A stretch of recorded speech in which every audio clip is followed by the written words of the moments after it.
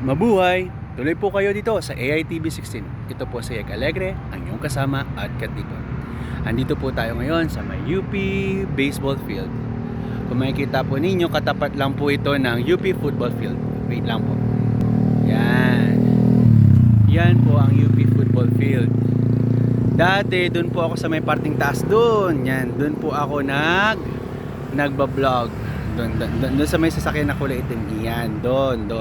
Doon po ako dati nagbo-vlog, pero nakaharap ako sa kabilang side. Nakaharap ako dun sa may sa may building.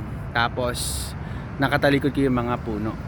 Kaso po ginagawa po 'yon, tapos hindi po ako may dumaan na pogi. Maganda po yung yung vlogging ko place. So hindi pa ako mapag-vlog ngayon kasi may ginagawa po dun sa harapan. Pero ito po yung kalsada punta sa Iglesia ni Cristo. Yung pag dumaan ka po, pupunta ka sa New Era. Tapos ito po yung baseball field po namin. Yan, baseball field po dito sa UP.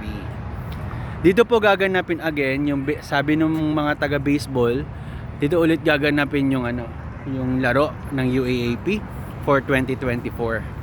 So, ang UP ay sa February 28 po ata ang first game. February 28 po ata ang first game. Tapos, awan ko kung anong kalaban nila. Nakaligtaan ko na po yung kalaban nila.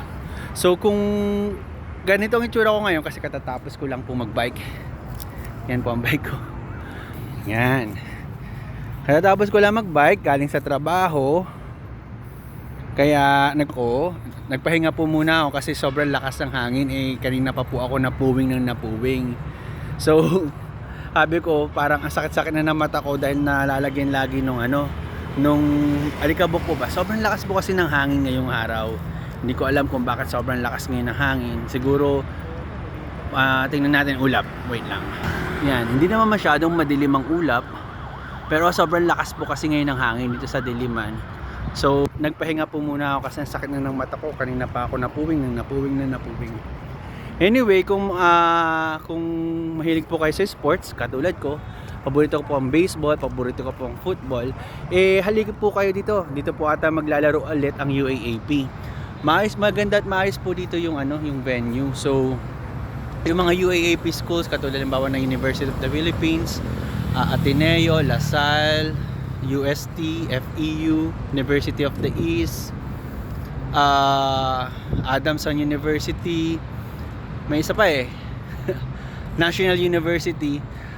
Dito po ata maglalaro ng baseball at saka ng football. So kung kayo po ay interesado sa mga ganitong sports, tuloy po kayo dito sa UP Diliman. Ang pagpasok lamang po is halimbawa po galing po kayo manggagaling Commonwealth Avenue. So bababa lang po kayo sa may New Era, tapos sa may New Era, bababa po kayo dito, lalakad lang po. Tapos, pagkalakad nyo konti, makikita nyo na po agad ang football at baseball field. O kaya naman po kung sa University Avenue, halimbawa yan, University Avenue, po kayo ng kaunti, tapos medyo dulo, papalabas ulit ng UP, makikita nyo na po ang football field at saka ang baseball field.